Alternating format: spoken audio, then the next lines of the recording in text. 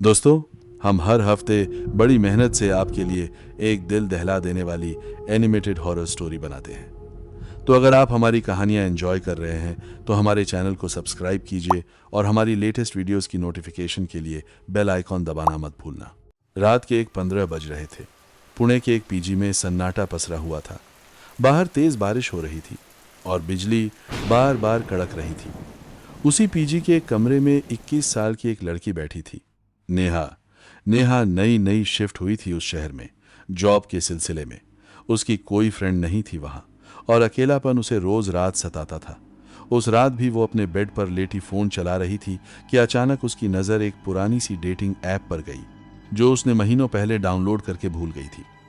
बस time pass के लिए उसने ऐप खोली। प्रोफाइल अपडेट करते ही स्क्रीन पर एक नोटिफिकेशन चमका, इट्स अ मैच। लड़के का नाम था वीर। प्रोफाइल पिक्चर में एक स्मार्ट सा लड़का मुस्कुरा रहा था। नेहा ने हिचकिचाते हुए हाय लिखा। जवाब फौरन आया, हाय, कब से वेट कर रहा था तुम्हारा। नेहा को अजीब लगा, पर बारिश की उस उदास रात में किसी की बात सुकून दे रही थी। दोनों घंटों बातें करते रहे। वीर हर बार वही कहता जो नेहा सुनना चाहती थी, जैसे वो नेहा के मन की बात पढ़ लेता हो। कुछ दिनों में दोनों रोज रात बात करने लगे।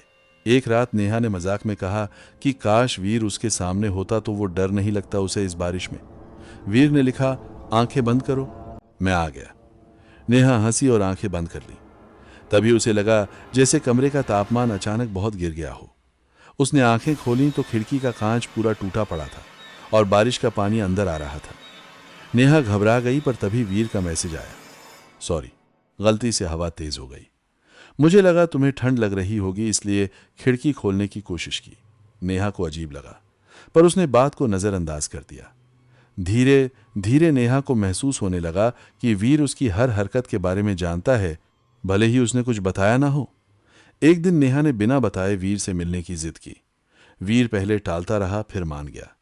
रात 9 बजे नेहा के दरवाजे पर दस्तक हुई। सामने वीर खड़ा था, बिल्कुल वैसा ही जैसा प्रोफाइल पिक्चर में था, पर उसकी आंखें अजीब सी खाली लग रही थीं, जैसे उनमें कोई रोशनी ही ना हो। नेहा ने उसे अंदर बुलाया।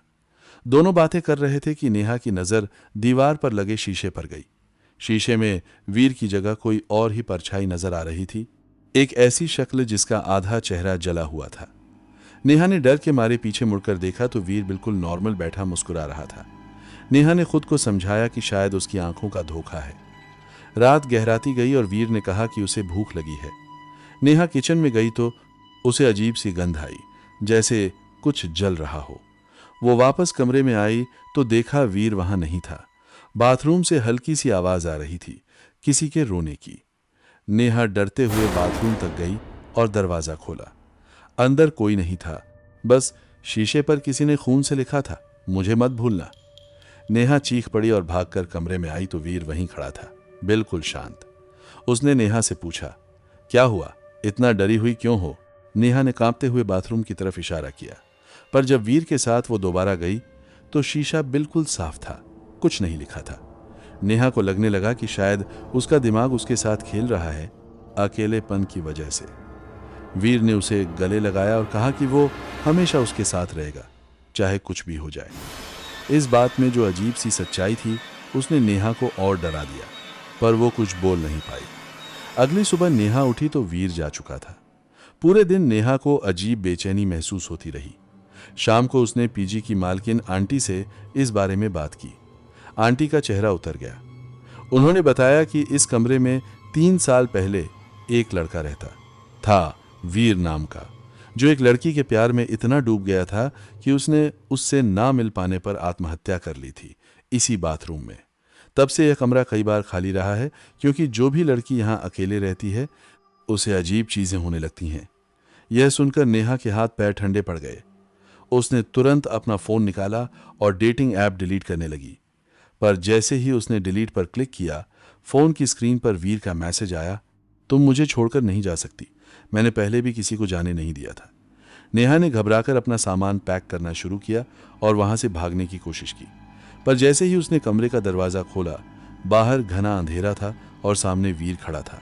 उसका आधा चेहरा अब पूरी तरह जला हुआ दिख रहा था। उसने नेहा का हाथ पकड़ लिया, बिल्कुल बर्फ जैसा ठंडा हाथ, और कहा, इस बार मैं तुम्हें अकेला नहीं छोड़ूंगा। नेहा चीखती रह गई, पर आवाज उसके गले में ही अटक गई। कुछ हफ्तों बाद उस पीजी में एक नई लड़की शिफ्ट हुई। पहली ही रात उसने वही पुरानी डेटिंग ऐप डाउनलोड की जो अनइंस्टॉल होने के बावजूद उसके फोन में अपने आप आ गई थी। स्क्रीन पर नोटिफिकेशन चमका, इट्स अ मैच, और प्रोफाइल पिक्चर में एक लड़की मुस्कुरा रही थी, बिल्कुल नेहा जैसी।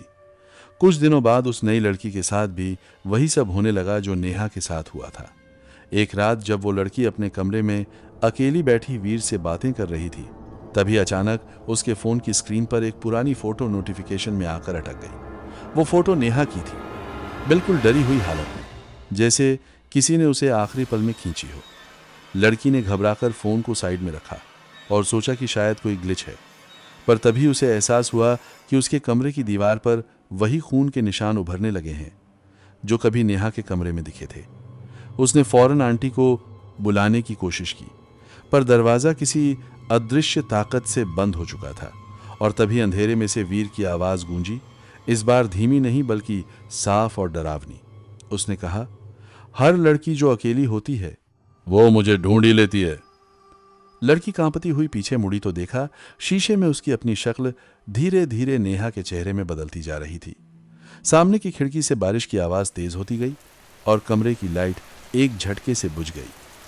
बस अंधेरे में एक ही चीज चमक रही थी, उसके फोन की स्क्रीन जिस पर लिखा था, it's a match for ever. अगर आपको यह कहानी अच्छी लगी हो तो हमारा चैनल सब्सक्राइब करना बिल्कुल मत भूलिएगा।